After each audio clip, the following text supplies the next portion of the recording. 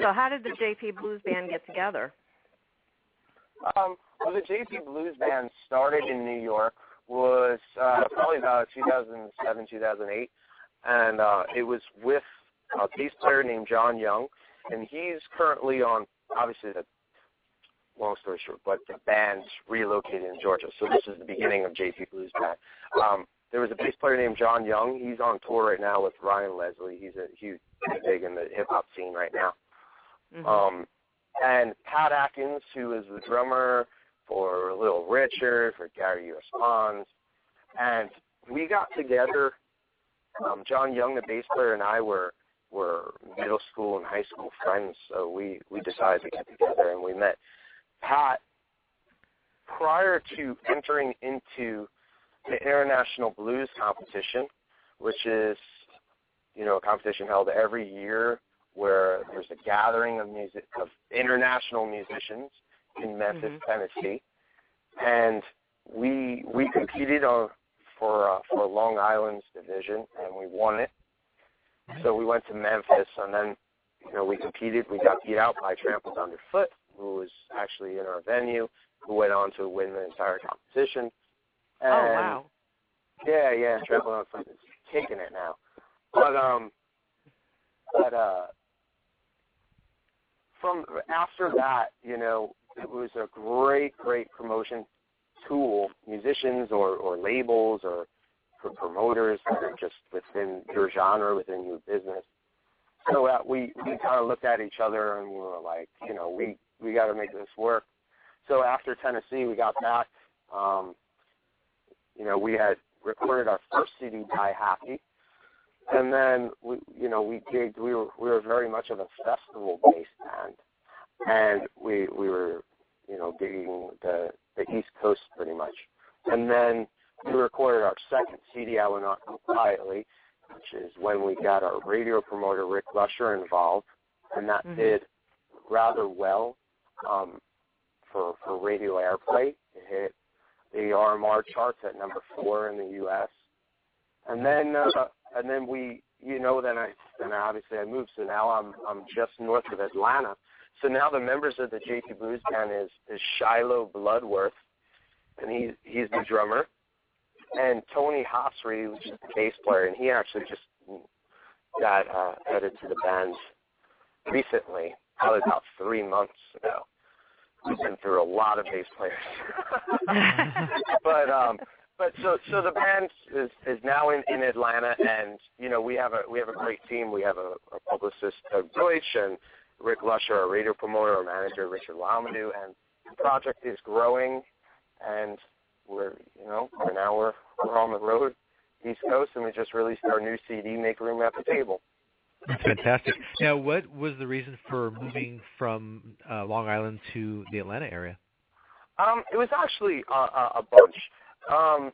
One, economically, because I was living with my family then, and they New York's very expensive, and they wanted to move to Georgia, so I was like, well, I have to because I can't afford New York.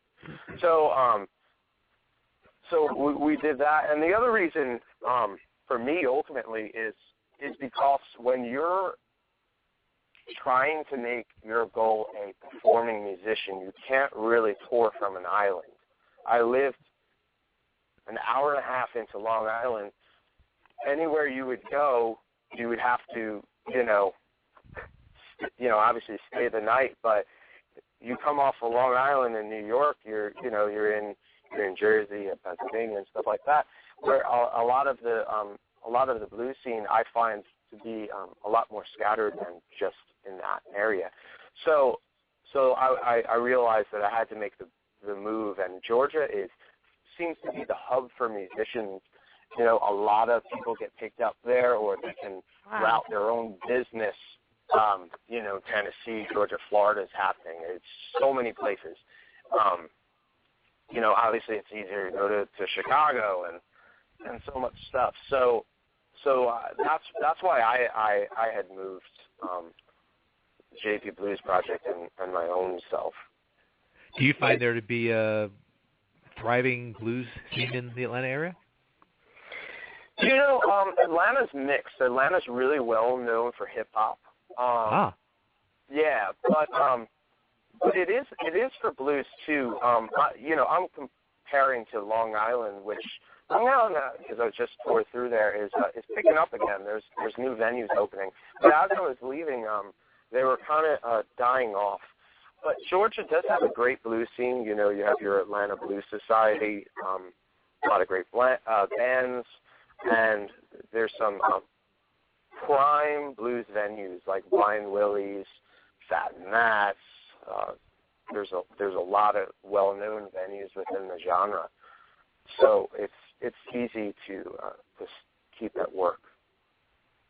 Makes a lot of sense. I mean, you got to keep honing your chops and having a place to test out the new material before you commit it to a recording or hit the road with it, I would imagine. Yeah, you know, when you're playing your songs and people start throwing stuff at you, you're like, okay, maybe I shouldn't hit the road. But it opens your eyes to what fits your style, where you can progress. This project has progressed a lot since I moved to Georgia, and obviously you have new members, and it's becoming our own generation of the blues. Well, do you see yourself picking up some hip hop so that way you can add it to your songs? Well, actually, not me personally, but on the album, "Make Room at the Table," we ain't going nowhere. We have a rapper on there, Rose Lafitte, and he raps on that song. So as long as you can make it work, I guess. Never say never, I guess, right? Never say never. There's good and there's bad music, right? It's all a matter of opinion. So.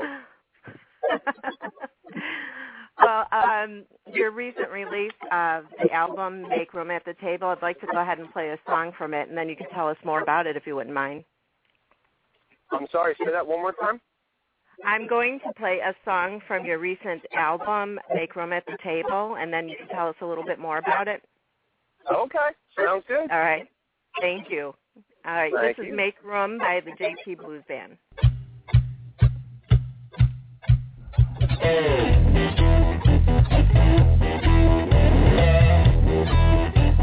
Make room. Make room at the table. What? Really loud.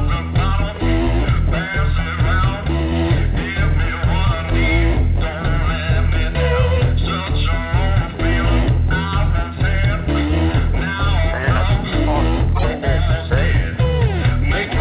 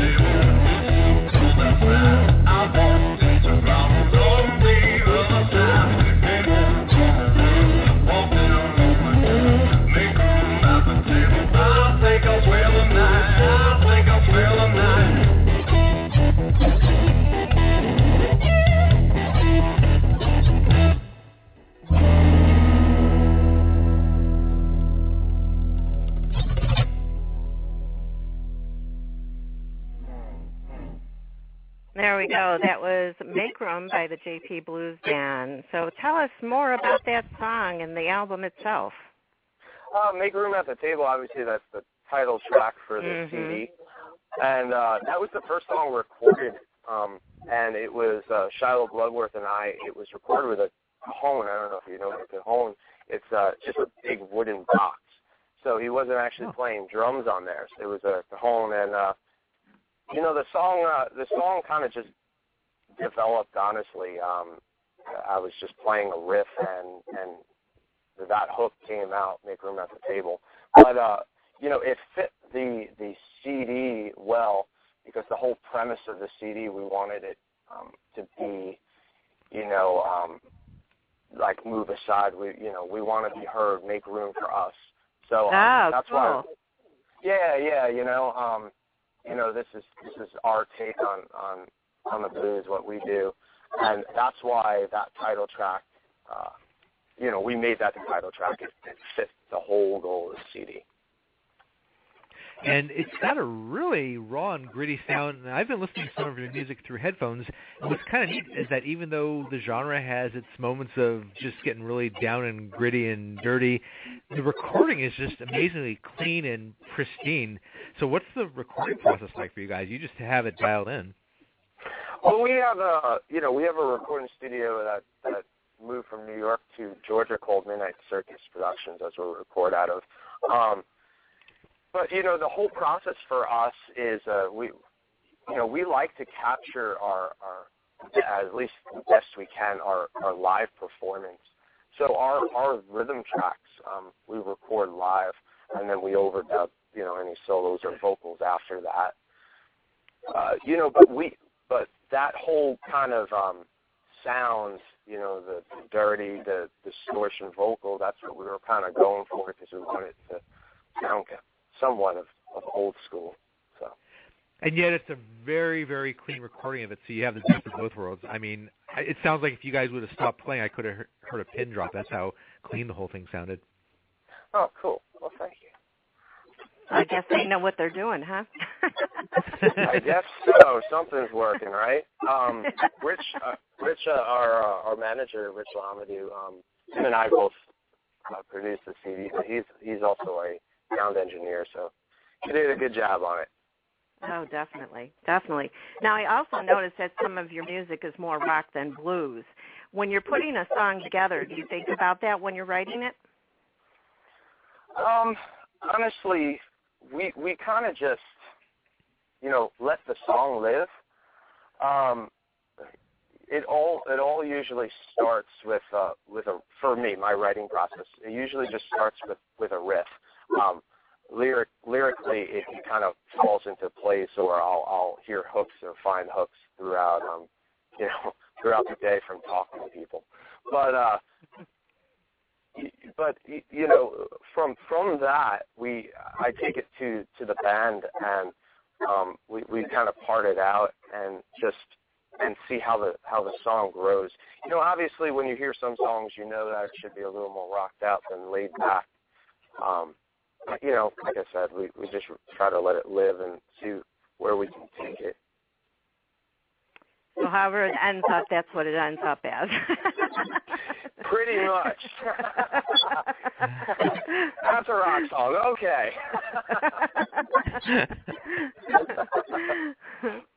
Cute. How do you feel your music has grown from the first album to the third album?